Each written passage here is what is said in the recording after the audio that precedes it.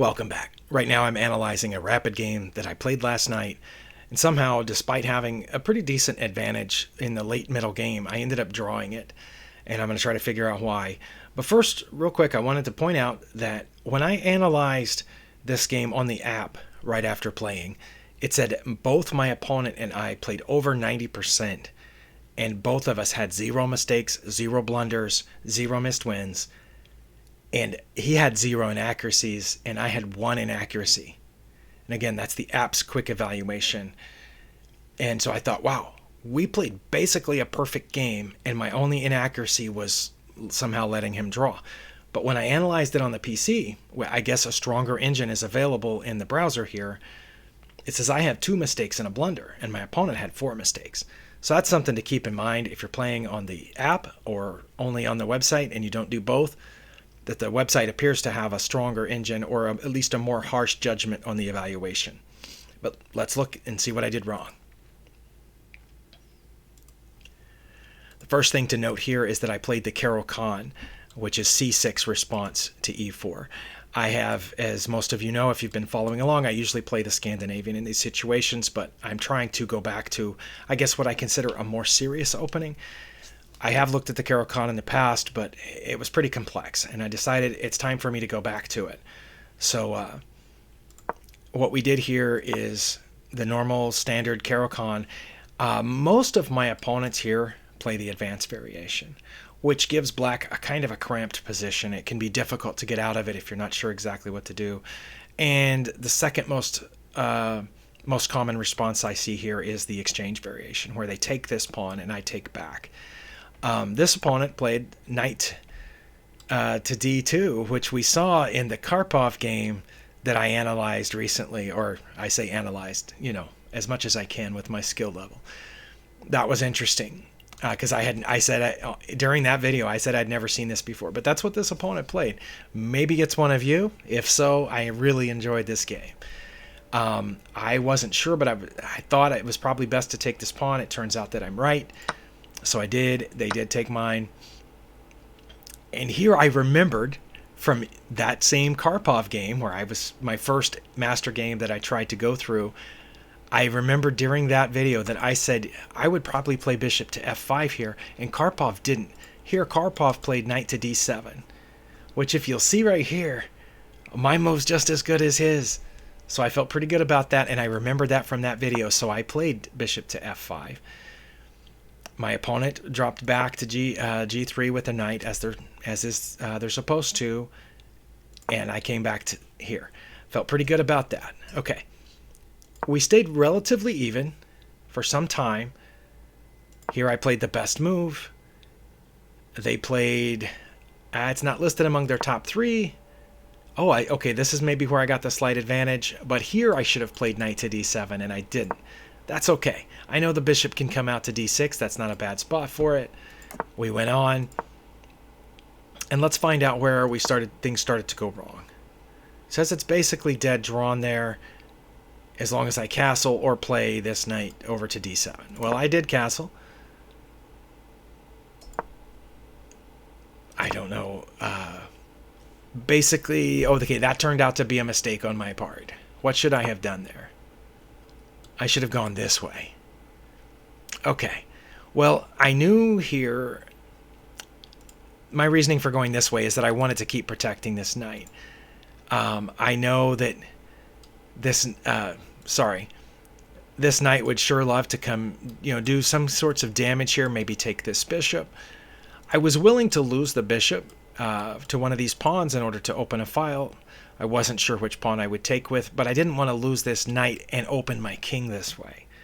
That's what I didn't want to do. So that's why I kept my queen here. But it says I definitely should have moved it the other way or played the knight over. Okay, well,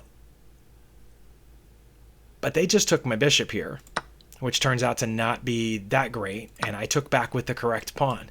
I wasn't sure. I thought about doing this to open my rook. I'm pretty sure that's what I would have done in the past, but I remember, was it Gotham Chess, I think, saying in general take with the outside pawn toward the center. So that's what I did, and it turned out to be better. And we played on. I did Oh, they played the best move there. Did I play the best move? I didn't. Okay. I just saw that I didn't have any pawns here, and I thought, you know, my rook putting on the semi-open file. Okay, well, I have a disadvantage here. But it's still staying pretty close, isn't it? I wasn't worried about that. Or that. I thought I made some pretty smart moves in this game. And then okay, they gave me the advantage right there by taking that knight with their bishop. Maybe is it because they gave up the bishop pair? 2 moves ago they had both bishops, and I only had 2 knights. And right here I knew that, like, I think as this position starts to open up, that's a disadvantage for me. That's definitely an imbalance in the position. But with all my pawns right here and these 2 center files open, my opponent having the bishop pair, I think that's good for them. And apparently Stockfish agrees, because giving up that bishop for the knight turned out to put us back at equality. They played the best move there. I'm not sure why that's the best move. Oh, I guess because the bishop was hanging. Okay, that makes sense. And I played one of my moves that kept us equal. This one took me a while to find. I don't remember exactly how much time I spent on it. I thought about this, maybe baiting them into getting the last minor piece off the board, and that would also undouble my pawns. That's what I was thinking about. And then I could move this pawn up, and I would have a nice pawn chain there. But they didn't have to take. And then what would I do after that? So yeah, but I decided if I come back here, that would protect this pawn push coming forward. That was my idea there. Also, I thought maybe putting it back here to protect against later infiltration this way. Anyway, they played their best move here, according to Stockfish. I played one of my best moves. Idea being that I have a battery lined up here for possible checkmate in my near future, just in case they don't see it. And they didn't see it? Is this where I got my advantage? Oh, they did see it. Okay, well, that's why they moved their queen over, because, yeah, during the game I thought, oh, they saw it and they're protecting against that. But Stockfish is saying this gives me an advantage now. The reason it gives me an advantage now is because I come here, and again, during the game, I thought about this before I moved it. I thought it's free. They can just take it. But if they take it, I have mate on the back rank. So I'm challenging their bishop, threatening to mess up their pawn structure.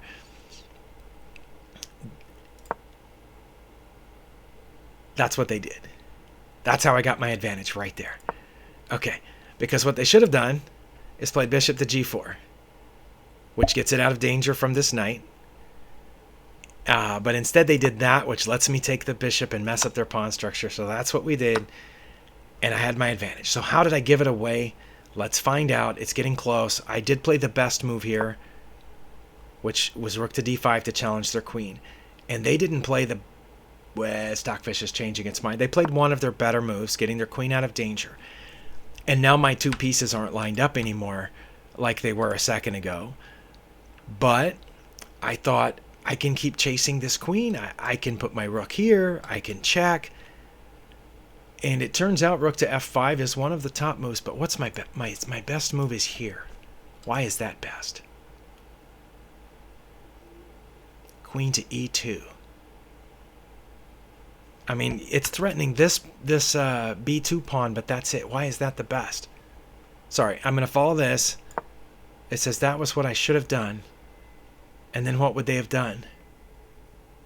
It says they wouldn't have even tried to protect that. Why not?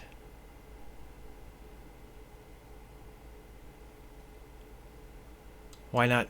Sorry, why not try to protect it this way? The only of those top 3 moves, the only move Stockfish is suggesting to protect this pawn is to move it forward. What would be wrong with this? Okay, that would be really bad because I could come over here. I still don't understand why this is better. And Stockfish's line isn't helping me. Because I played a move that Stockfish didn't suggest, and it says I'm better now for it, but I don't know exactly why. Okay, well, back to what we actually did play. I played my plan of coming over here, and it turns out to be one of my better moves, but I lost a little bit of it my advantage. they played one of their top 3 moves coming back in there. And I thought, oh, wow, that would be nice if I could win the queen right here, but the rook's not protected in that position. Again, Stockfish wants me to go to queen to e2 or queen to e7. Now, see, I do understand queen to e7. Queen to e7 would protect the move I just talked about. Well, I got in my head that if I pushed this pawn, I could protect that square for the rook to move to. And my queen would be protecting this pawn, right? Right now, my f-pawn protects the g-pawn. But once it moves, to protect a possible rook slide, my queen would be coming through here protecting the g-pawn, the front g-pawn. That's what I did. It turned out to not be great. They didn't play a very good move, though. Wait, this is my biggest advantage of the game. My biggest advantage of the game, right here. And again, queen to e2. Somebody, one of you guys has to know why that's better. You have... I know it threatens this pawn, but again, they can just protect, and I can't figure out why this is so great. Because their f-pawn's already protected, both of them. The queen's protecting both of those pawns, so I don't know why my queen to e2 would be so good. But I didn't play it. And since their king moved out of the way, I didn't try this. But I did play queen to e5. And I think this is where I gave away my advantage. Yeah, almost all of it. I guess I thought if I forced a queen trade, I'm pretty good at end games, maybe I could pull this off. One thing I didn't realize right here... Oh, yeah. Okay. I was going to say I didn't realize I just left this pawn unguarded, but yeah, I did. It doesn't matter because the queen is pinned. It basically has to take me now. And they did. And I took back. I didn't want to take back with the pawn. I think that would have been a mistake because I've already got doubled pawns here. And if I had taken with the f-pawn, that would have created another isolated pawn here, which isn't any more passed than it is right now because of these.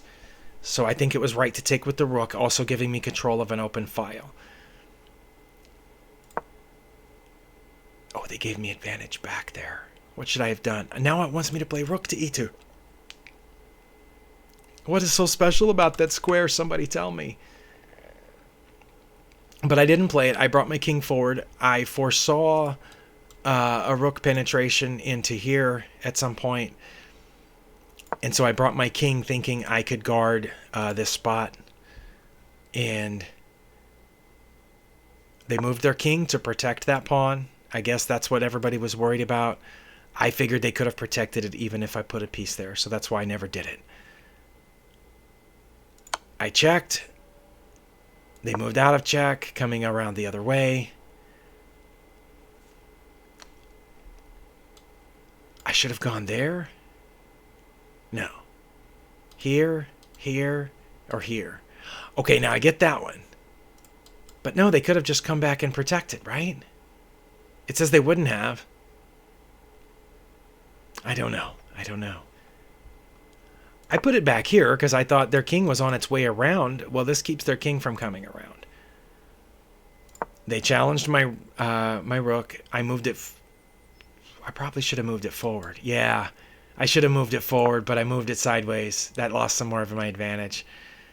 I should have moved it forward to keep the idea of blocking off this file from the king. But I did definitely see that that pawn was loose, which is why I went there. But I should have moved forward here to take it. They brought their rook over, which was their best move. I brought my king over, which was my best move, protecting this square so they can't come down here and start wiping out all these pawns. So they checked me, and I had a decision to make. Do I try to repeat moves or not? I decided to try to repeat moves, which is what I did. I played king to f7, and they decided they didn't have anything better.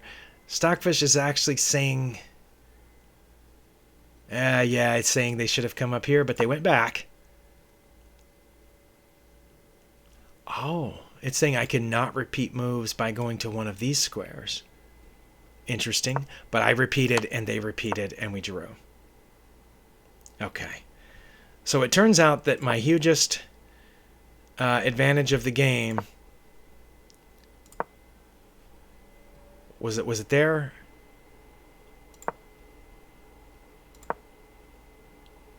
There. Right there is my hugest advantage of the game.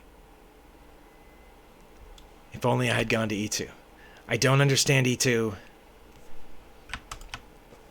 Not sure why that's so great. Again, I understand that it's pointing at 2 pawns, but this pawn's already protected, and this one's easy to protect, either by moving the rook over or moving the pawn forward.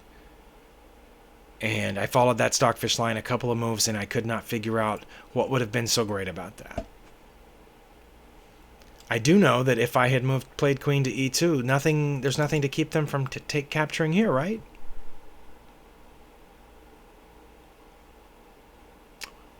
Well, that's how I drew it, is I didn't play that move. I played a couple of substandard moves here, and we traded queens, and then here repeated moves.